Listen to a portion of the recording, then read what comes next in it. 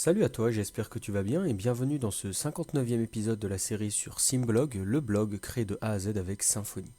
Alors aujourd'hui ce qu'on va faire c'est qu'on va tout simplement voir ensemble comment mettre en place du coup les différents commentaires qui existent déjà et du coup qui sont également validés depuis l'administration sur la page d'un article. Donc concrètement dans la dernière vidéo ici, si j'en reparle rapidement, on avait mis en place du coup l'entité comment et on avait également du coup mis en place les fixtures. Donc concrètement, ce qu'on pouvait faire ici, c'est tout simplement load les fixtures, pour te montrer du coup que ça fonctionne bien. Faire ici un make fixtures. Hop, make fixtures. Donc on lance bien les fixtures, ça va tout reload. Et du coup on a bien ici les app data fixtures et on a bien du coup les fixtures qui concernent les commentaires. Si on retourne sur phpMyAdmin rapidement, ce qu'on peut faire ici, c'est aller dans Symfony Comment et voir du coup qu'on a beaucoup de commentaires du coup qui sont liés également à des posts. D'où avec le post ID juste ici. Donc concrètement, le but de cette vidéo, comme je l'ai dit, ça va être d'afficher les commentaires existants et validés. Donc concrètement, ce qu'on va vouloir faire ici, c'est déjà tout simplement aller là où vont être affichés du coup nos commentaires. Et nos commentaires, on va du coup vouloir les afficher sur la page d'un article. Donc aller juste ici dans Blog, Pages, Post et dans Show. Concrètement, où est-ce qu'on va vouloir les afficher? Je pense qu'on va vouloir du coup les afficher juste ici. Je vais mettre une div, je vais mettre ici un test. Hop, et on va du coup aller voir simplement où est-ce que ça s'affiche sur la page. On va aller dans lire plus, et là on voit que ça s'affiche juste ici. Donc concrètement, nous ça nous va bien, on va le garder juste ici. Je vais mettre ça de côté, hop, et on va pouvoir du coup commencer à faire nos petites affaires. On va même le mettre un niveau au-dessus. Si je recharge la page de mon côté, voilà, c'est un peu mieux au niveau du style. Donc concrètement, ce qu'on va vouloir faire ici, tout simplement, c'est ici mettre déjà une classe. Hop, on va mettre ici un mt5. Voilà. Et ce qu'on va également vouloir faire, du coup, c'est mettre en place toute la logique. Donc concrètement, ce qu'on va vouloir faire, c'est déjà tout simplement mettre en place un h2. On va lui donner comme classe un text 2xl et un mb8. Et on va marquer ici commentaire. On va mettre un s si on a plusieurs. Une fois qu'on a fait ça, ce qu'on va faire, c'est créer une div qui a la classe comments. Donc pour repérer la div qui contient l'ensemble des commentaires. Et là, on va pouvoir commencer du coup à travailler.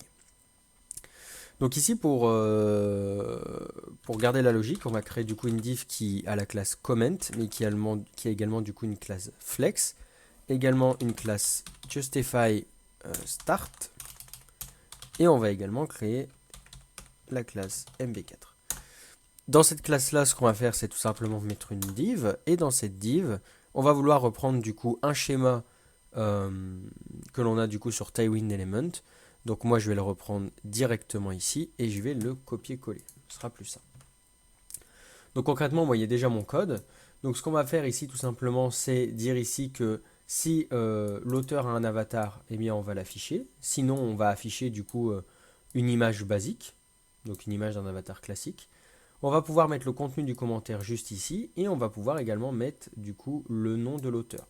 Donc là, je mets un comment.author, donc comment.author qui fait du coup directement référence. Hop.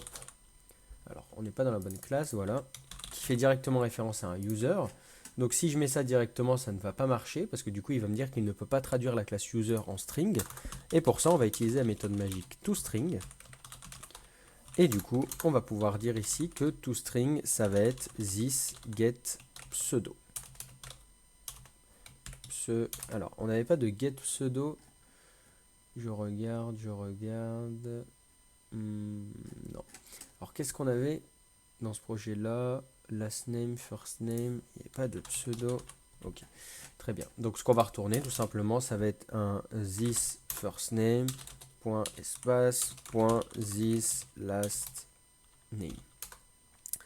Concrètement, là, on est bon. On va même faire du coup un... Non, ici, c'est très bien. Voilà, on va faire ça. Concrètement, une fois qu'on a fait ça, il va pouvoir traduire que le author, donc on lui passe la classe user, il va directement aller chercher du coup ce qu'il y a dans le toString et on va du coup pouvoir voir le rendu sur cet article. On va faire un F5 et là il va nous dire la variable comment n'existe pas. Alors on va pouvoir regarder et effectivement du coup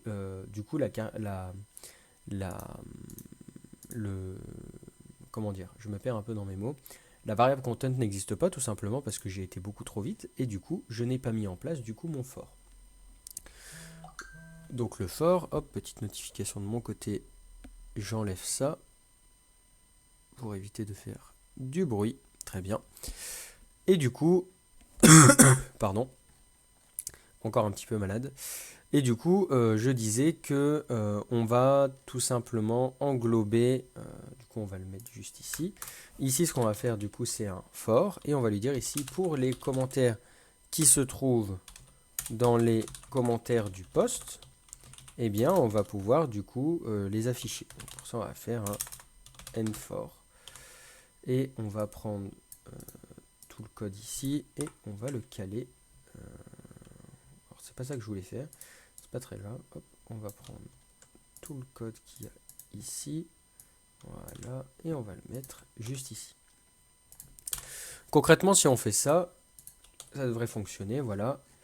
Donc là, on a voilà les bons avatars, justement, ils sont pas à la bonne taille. On va voir si compiler les assets, ça change quelque chose. Donc on va faire un make npm watch, on va regarder un petit peu si ça c'est ok. Donc là, il a compilé, on est bon, je vais faire un CTRL F5, et là, on a bien du coup les avatars à la bonne taille. D'ailleurs, les avatars en question, donc il me semble que c'était slash portrait. Oh non, c'était pas là, je vais aller dans user.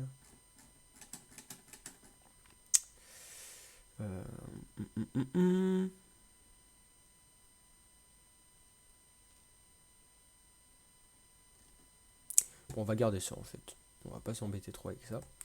Donc maintenant qu'on a affiché tous nos commentaires, il y a juste un seul problème qui reste, c'est que du coup, par exemple, si je fais ici un dump des comments, donc on va faire ça, je vais faire un F5.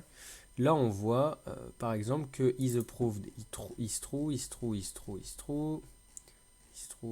Bon, là, il n'y a pas vraiment de bon exemple, mais par exemple, prenons celui qui a l'ID 555. Donc, on va y aller. ID 555.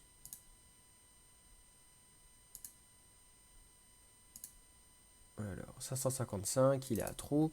On va le mettre à false. Merde, c'est pas ça que je voulais faire. Hop. Ça non plus. Très bien. Et si on fait un F5, on voit qu'il est toujours là, mais que le isApproved est à false. Donc nous, on ne veut pas afficher justement les commentaires qui ne sont pas approuvés. Donc ce qu'on peut faire tout simplement, c'est dire ici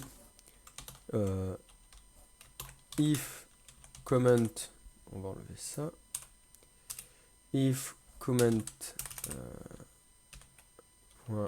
is approved, et là du coup on va simplement fermer la condition. Donc comme c'est un booléen, il va simplement dire est-ce que c'est approuvé, si c'est approuvé on le met dedans, si c'est pas approuvé on le met pas dedans. Aussi simple que ça. Concrètement, la dernière chose qu'on pourrait faire pour que ce soit un peu plus propre, et du coup c'est ce qu'on va vouloir faire juste ici, c'est qu'on du coup on va aller dans nos composants, on va se créer du coup un petit fichier qu'on va appeler comment.html.twig, hop, et on va tout simplement du coup prendre tout ce qu'il y a depuis le if, on va le mettre dans le comment, je vais fermer ça. Et du coup, ce qu'on va pouvoir faire ici, c'est tout simplement un include de component comment.html.twig et on va lui dire with, et non, on n'a même pas besoin de lui passer with étant donné que le comment sera accessible depuis ça, et du coup, il comprendra directement de quoi on parle. Donc, hop, on va faire ici un F5, et là, on va voir du coup que tous les commentaires qui sont ici sont bien approuvés parce que le mien qui était juste là avant, donc celui de Emilien, n'est plus là car il n'est pas approuvé. Donc globalement, voilà pour la partie sur l'affichage des commentaires existants ainsi que des commentaires validés. Donc c'était une petite partie qui fait une petite transition du coup sur sur la partie des commentaires, tout simplement. Maintenant qu'on a fait ça, ce qu'on va vouloir faire, du coup, ça va être de créer un formulaire pour l'ajout d'un commentaire. Donc c'est ce qu'on va faire dans la prochaine vidéo.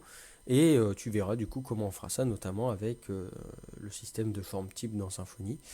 Je sais pas pourquoi je dis ça, parce que tu as maintenant l'habitude. Il me semble qu'on a déjà fait quelques formulaires. On en a fait un. Donc justement, on va voir comment faire un formulaire classique, étant donné que là c'était un formulaire de recherche. On va voir comment faire un formulaire classique, et notamment ici du coup le formulaire pour ajouter un commentaire à un article. Donc voilà, moi j'espère que cette vidéo t'a plu. N'hésite pas à liker, n'hésite pas à partager. N'hésite pas également à me laisser un avis en commentaire. N'hésite pas à me dire ce que tu as pensé de la vidéo, s'il y a quelque chose que j'ai mal fait, s'il y a quelque chose que tu aurais fait d'une façon différente, ça m'intéresse. Également, ça peut créer du coup de la discussion avec d'autres personnes qui pensaient du coup comme moi ou encore d'une autre façon différente. Donc ça peut être super intéressant. Et au-delà de ça, n'hésite pas également à t'abonner pour suivre la suite des aventures de Simblog, mais également la suite des aventures de la chaîne YouTube.